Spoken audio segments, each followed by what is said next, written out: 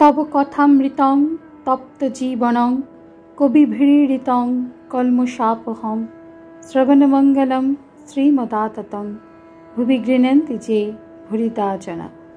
নমস্কার, অমৃতবাণী চ্যানেলে আপনাদের সকলকে স্বাগত। শ্রী শ্রী ঠাকুর, মা ও স্বামীজির রাতুল চরণে শতকোটি প্রণাম জানিয়ে শুরু করছি আমাদের আজকের পাঠ। 1884 সেপ্টেম্বর, সাধারণ ব্রাহ্ম সমাজে শ্রীরামকৃষ্ণ দুর্গা পূজা দিবসে। অষ্টবিংশ পরিচ্ছেদ। ঠাকুর শ্রীরামকৃষ্ণ সাধারণ ব্রাহ্ম সমাজ মন্দিরে। মাস্টার, হাজরা, বিজয়, শিবনাথ, কেদার। আজ শ্রীরামকৃষ্ণ কলিকাতা নগরীতে আগমন করিয়াছেন।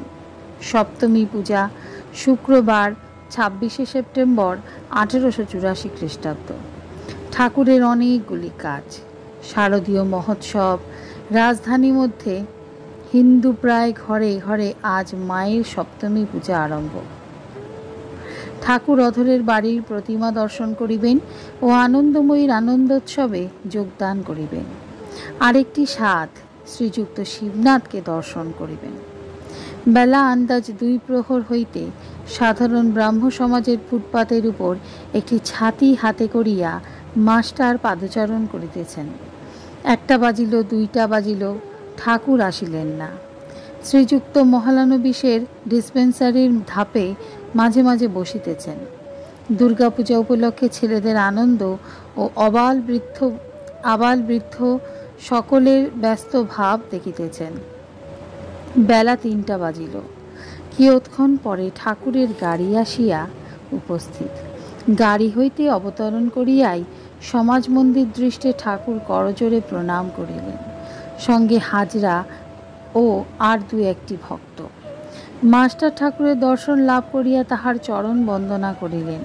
ঠাকুর বলিলেন, আমি শিবনাথের বাড়ি যাইব। ঠাকুরের আগমন বার্তা শুনিয়া দেখিতে দেখিতে কয়েকটি ব্রাহ্মভক্ত আসিয়া জুটিলেন। তাহারা ঠাকুরকে সঙ্গে করিয়া ব্রাহ্মপাড়ার মধ্যে শিবনাথের বাড়ির দ্বারোদ্দেশে তাহাকে লইয়া গেলেন। শিবনাথ বাড়িতে নাই। কি হইবে?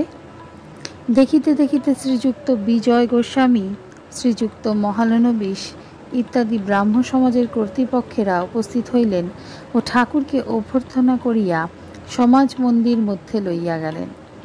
ঠাকুর, একটু বসুন, ইতিমধ্যে শিবনাথ আসিয়া পড়িলেও পড়িতে পারে। ঠাকুর আনন্দময় সহাস্য বদনে আসন গ্রহণ করিলেন। বেদির নিচে যে স্থানে সংকীর্তন হয় সেই স্থানে বসিবার আসন করিয়া দেওয়া হইল। বিজয়াদি অনেকগুলি ব্রাহ্মভক্ত সম্মুখে বসিলেন। সাধারণ ব্রাহ্ম সমাজ ও সাইনবোর্ড, সাকার নিরাকার সমন্বয়। শ্রীরামকৃষ্ণ বিজয়কে সহাস্যে, শুনলাম এখানে নাকি সাইনবোর্ড আছে, অন্য মতের লোক নাকি এখানে আসবার জো নাই। নরেন্দ্র বললে, সমাজে গিয়ে কাজ নাই, শিবনাথের বাড়িতে যেও। আমি বলি, সকলকেই তাকে ডাকছে, দেশাদেশির দরকার নাই। কেউ বলছে সাকার, কেউ বলছে নিরাকার। আমি বলি, যার সাকারে বিশ্বাস সে সাকার চিন্তা করুক, যার নিরাকারে বিশ্বাস সে নিরাকারই চিন্তা করুক।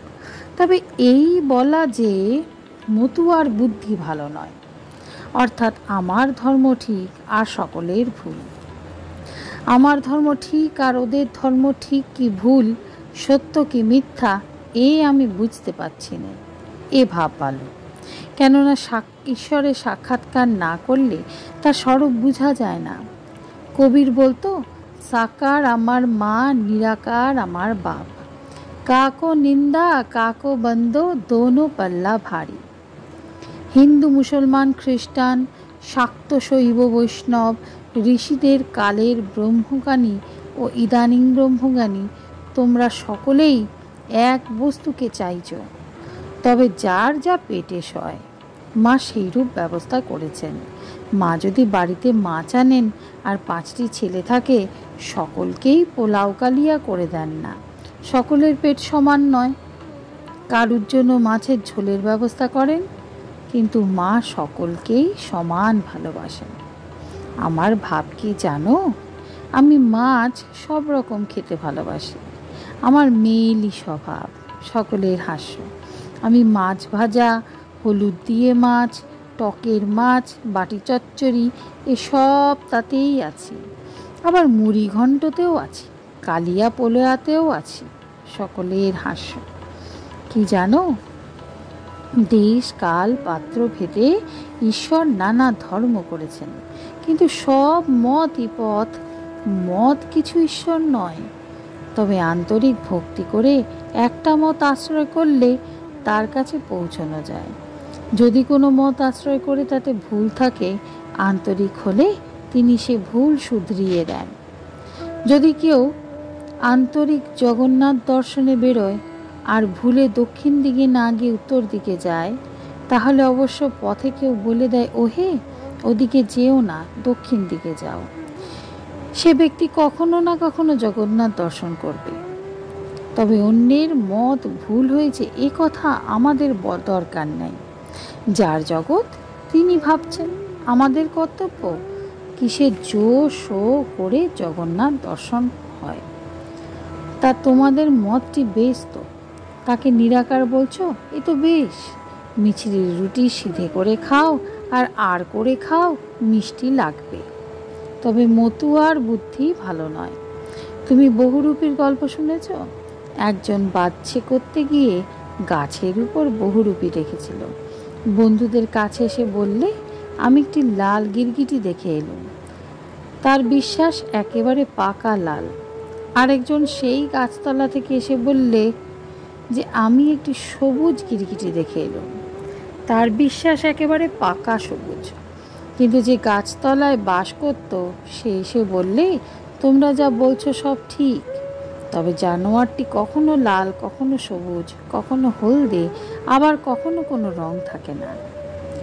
বেদে তাকে সগুণ ও নির্গুণ দুই বলা হয়েছে। তোমরা নিরাকার বলছো, একঘেয়ে, তা হোক। একটা ঠিক জানলে অন্যটাও জানা যায়, তিনিই জানিয়ে দেন। তোমাদের এখানে যে আসে সে একেও জানে ওকেও জানে। দু একজন ব্রাহ্ম ভক্তের প্রতি আঙ্গুলি নির্দেশ। আজকের পাঠ এ পর্যন্তই। নমস্কার। কথামৃতে সুধাধারার সাথে শ্রী শ্রী ঠাকুর, মা ও স্বামীজির অনুধ্যানের জন্য চ্যানেলটি সাবস্ক্রাইব করুন।